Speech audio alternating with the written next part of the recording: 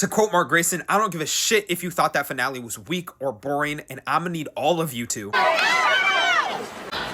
It just got interesting. Mark's biggest threat in this finale was his own mind. It was Mark versus Mark. He had to prove that not only his body, but his mind is also. But let's get into the season finale of Invincible Season 4, and if you guys have not watched it yet, save this video for later and come back. I'll know the deal. My brain's running, you're just along for the ride, so let's go! First things first, rest in peace, Uncle Phil, but for real, guys, I want to apologize for my lack of reviews for Episode 6 and Episode 7. I had some things go on in my personal life, but if you do want to hear my thoughts on each of these episodes, subscribe to the Patreon. After my full reactions to each one of these, I dive into each episode specifically, so definitely go subscribe to the Patreon right now if you are not. Starting off with this insane sequence of seeing the Viltrumites pull up to Earth, Thrag, Creed, Anissa, Lucan, and see the damage that they do on Earth in literal seconds is truly just unimaginable. And I guess Thrag seeing the world burn wasn't enough, because they also decided to flood that shit too and just bury everybody underwater. Come to find out, that actually was not real at all, and honestly I was a little confused because I was like, maybe when Mark, Nolan, and Tech Jacket pulled up, they were just on the wrong side of the planet, not seeing the destruction that Thrag was bringing. But come to find out, it was just Mark's psyche getting all sorts of fucked up, which we will get to in just a second. First thing Mark had to do was check on Debbie, make sure Debbie is alive, and I love that. And this is where we really start to understand that all those things that we are seeing is not real. Because when this shit happened, I was shocked. I was stunned. I was shaking in my boots. I could not believe what I was witnessing. I was like, there's no way that they killed Debbie right now. But this was only the first time we got to see Mark's brain really start fighting itself and start breaking. And it was not going to be the last. This scene was elite, and I want to give shouts and flowers and props to J.K. Simmons and Sandra Oh, because their voice acting is so fucking perfect. Hearing Debbie say you need to have a heart in order to have it broken, and Nolan saying stop acting like you don't know me, oh my god, chills, bro. That girl Eve has been through the ringer since Mark left, but seeing their reunion was actually super sweet. I was still shocked she did not tell him at this moment though. But the moment she did tell him what was going on and how she was pregnant and got the abortion was fucking heartbreaking. And I definitely thought this was real. I'm not gonna lie. I know he was going through shit, but I thought at this point, this was actually real. Because at this point, we had seen Mark already have multiple PTSD moments where he's seen so much more than what is actually happening in front of him. Our boy cannot get it out of his mind that Thrag is going to pull up at some point and going to destroy everything that he loves and see the world burn. This is why Thrag is the biggest demon in the entire Invincible series, because in the season finale, this man didn't land a single fucking punch or anything, and he fucked Mark up more than any other villain in the entire series. So much to the degree that when Mark and Cecil finally reunite, we thought that Mark was just going to rip Cecil a new one, absolutely wreck him. He has too much to be thinking about to even address that situation with Cecil. And Cecil is the one to kind of give a hand out to Mark, being like, hey, are you okay? Do you need help? Can we help? And Mark's like, yes, I actually need help. Seeing them kind of have this middle ground at this point was very, very shocking to me, and just proves how much Mark is going through. This scene was a complete 180 of what I thought was going to happen. Speaking of Cecil and Viltrumites, the reunion between him and Nolan after so long, oh my god, bone chilling.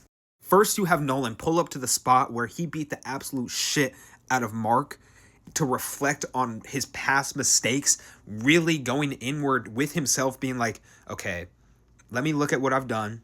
Let me try to fix what I've done. And he's not shying away from any of his past mistakes, and I fucking love that. But our boy Cecil is not a fan of Nolan at fucking all. He told him to get the fuck off of his planet.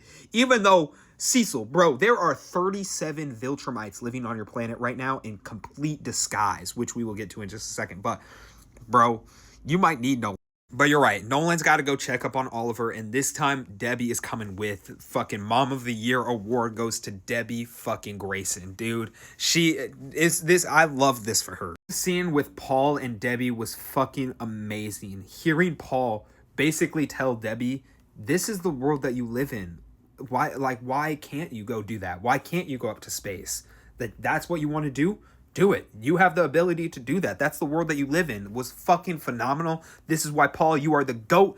I'm so sorry that things didn't work out between you two, but hey, you're still the fucking GOAT, Paul. And now we got Nolan and Debbie off on an adventure to space to go help Oliver, and I cannot wait to see how this relationship grows in next season with them having a lot more scenes together. I'll say it again, I fucking love these two. The fact that Eve is still helping Mark with all of his problems, even though she has so much that she's dealing with on her own, and lets him know, hey, you should just get out of your head. Go for a flight. I loved that.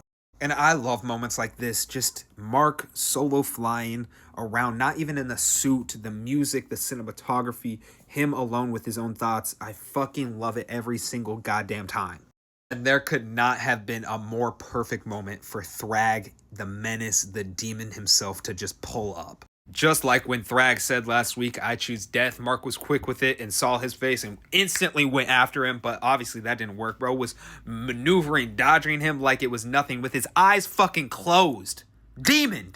But this conversation that they had, oh my god, bone chilling. Grand Regent Thrag really said to Mark, let me tell you how your future will look. And he proposes an insane ultimatum to Mark. He informs Mark that yes, we are all here, we are on Earth, and if you tell the Coalition, or if you stop us from breeding with all of you humans, it's the end of your world and billions upon billions will die. Oh my fuck. Leaving Mark with a damn near impossible decision.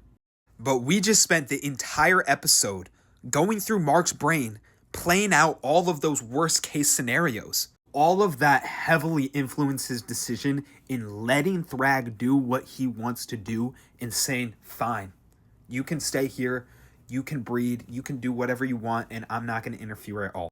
So in the words of Thrag, Mark truly is Viltrumite's savior.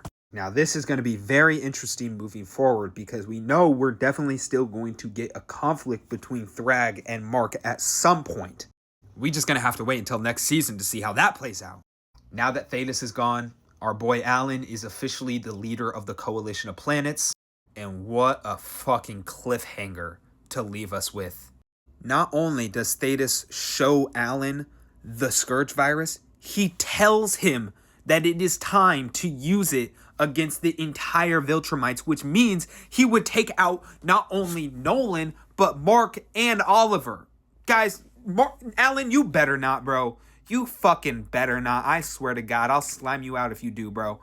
But one thing is for sure, I need some answers in Season 5 because there were so many things that were going on in this season that did not have an ending. Like, where the fuck is Monster Girl and Robot? What's going on there? We definitely got to get a conflict between Mark and Cecil to bring up the fact that Conquest was still alive and he had to face Conquest again. Damien also is back up in the upper world on Earth. And what the fuck is going on with Universa, y'all? A masterpiece of a season nonetheless, but I want to know what you guys thought about Season 4 of Invincible. Let me know in the comments. And if you want to see my face again for more Invincible shit, hit that follow button because why the hell not? In the meantime, peace.